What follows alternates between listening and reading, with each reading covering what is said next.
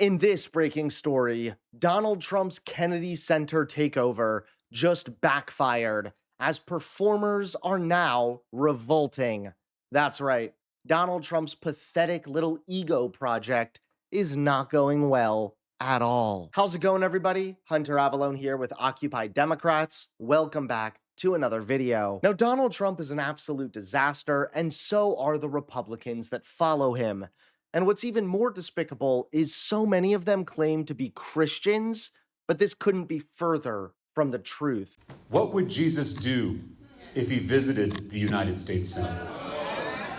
I think he would say, "Depart from me, for I was hungry, and you cut my food assistance. I was sick, and you kicked me off Medicaid. I was a stranger, and you deported me and my family."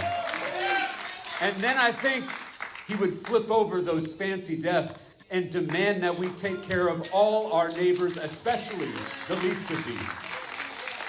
Matthew 25 tells us exactly how we will be judged and how we will be saved. By feeding the hungry, by healing the sick, by welcoming the stranger, by visiting the prisoner. Nothing about going to church, nothing about reading the Bible, nothing about being a Christian, just helping others, just loving. Excellent point right there, but still, on top of this contradiction, you now have the entire fallout with the Epstein files. Senator Rand Paul of Kentucky. Senator Paul, let me begin with the Epstein files. Your Kentucky colleague, Thomas Massie, obviously was the force that forced this release. He is saying that the Attorney General is violating the law and could, in fact, eventually be prosecuted for doing so. What's your reaction to this partial release? You know, I've supported transparency on the Epstein files from the beginning. I've voted repeatedly to release them. I think it's a good idea. I think that trust in government is at a low ebb, and that people need to trust that justice is the same whether you're rich or poor. And people tend to believe that some rich people got off scot-free in the Epstein case, in the Epstein files. So I think it all should be released. I think it's a big mistake. I mean, look, the administration has struggled for months and months with something they initially ginned up and then sort of tried to tamp down. So any evidence or any kind of indication that there's not a full reveal on this will just plague them for months and months more. So my suggestion would be give up all the information, release it.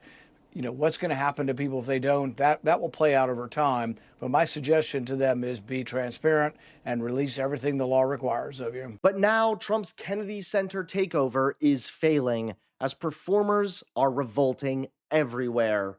That's right, take a look at this. Trump's flashy attempt to slap his name onto one of America's most iconic arts institutions just blew up in his face. After Donald Trump pushed through a tacky rebrand of the John F. Kennedy Center for the Performing Arts, performers across the country are now walking away in open protest, turning Trump's so-called takeover into a public embarrassment. Folk singer Christy Lee is now pulling out of her scheduled January performance, and she's not alone. Multiple artists say Trump's name being plastered onto the Kennedy Center has left a permanent stain on what was meant to be a nonpartisan national memorial. One performer put it bluntly, saying the building no longer represents the arts, unity, or even basic respect for history. Some artists say they're torn between boycotting the venue outright or performing as an act of resistance, just to make sure Trump doesn't completely hollow it out before he leaves office.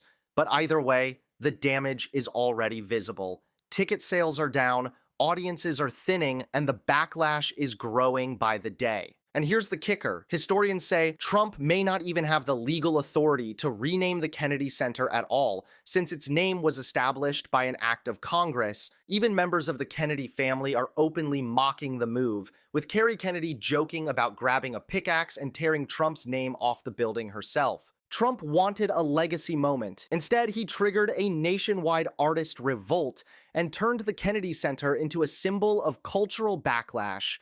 Thanks so much for watching. Please click that like button and subscribe to Occupy Democrats so that you can stay informed and help us stop Donald Trump.